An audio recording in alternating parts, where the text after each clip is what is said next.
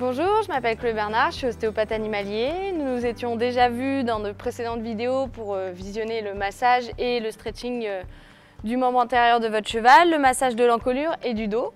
On va poursuivre la série en parlant du membre postérieur. Donc on va commencer par une session massage.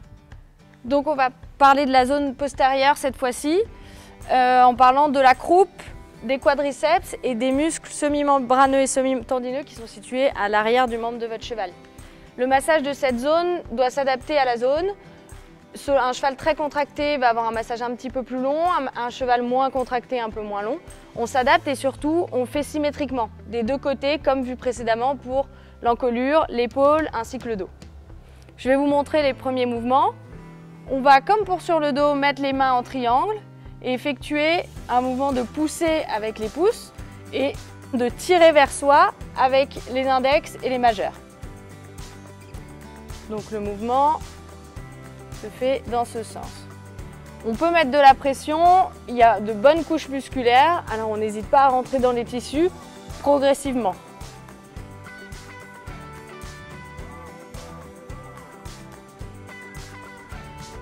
Et on n'hésite pas à venir plusieurs fois passer sur la zone.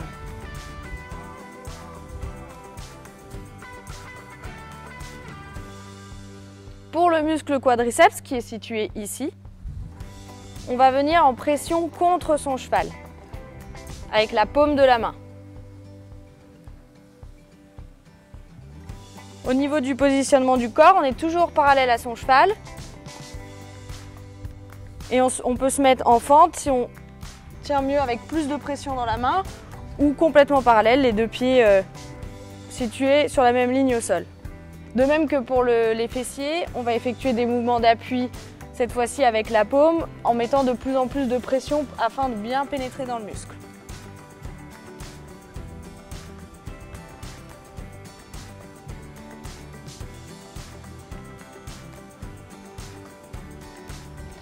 Pour les muscles semi-membraneux et semi-tendineux, qui sont situés à l'arrière de la cuisse de votre cheval, on va avoir un positionnement parallèle à lui. On va se rapprocher de lui et on va mettre sa main droite quand on est sur le postérieur gauche et gauche quand on est sur le postérieur droit, comme une prise comme ça, voilà.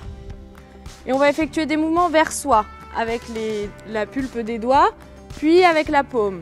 À nouveau avec la pulpe des doigts, puis avec la paume. Et on effectue ce mouvement sur tout le postérieur.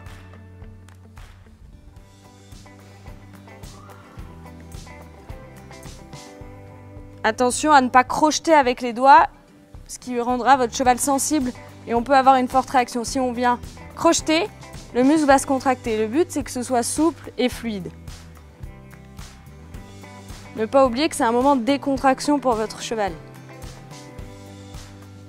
Et on descend jusqu'à la corde du jarret, qui est située ici.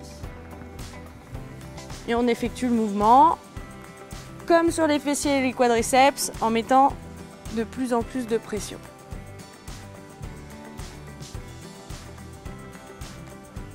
Les mouvements seront les mêmes sur le membre droit. Symétriquement, on vient masser la zone.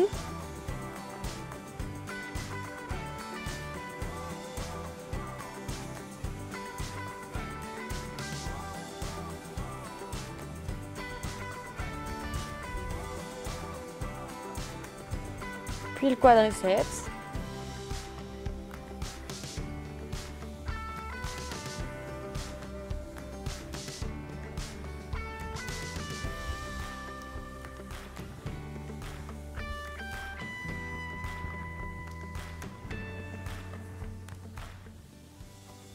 Et enfin, les muscles semi-membraneux et semi-tendineux.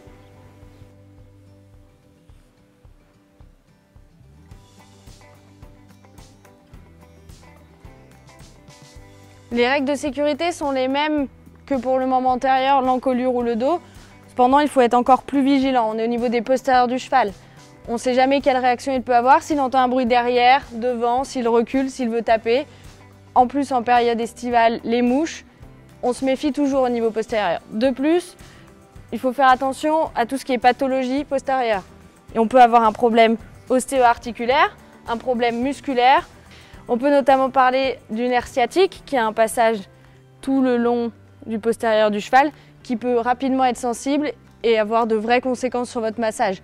Un cheval sensible, un cheval qui ne se laisse pas toucher. Dans ce cas-là, on se réfère à son vétérinaire, à son ostéopathe, à toutes les personnes de votre entourage qui s'occupent de votre cheval au niveau professionnel. Voilà, nous avons vu ensemble les mouvements de massage du membre postérieur.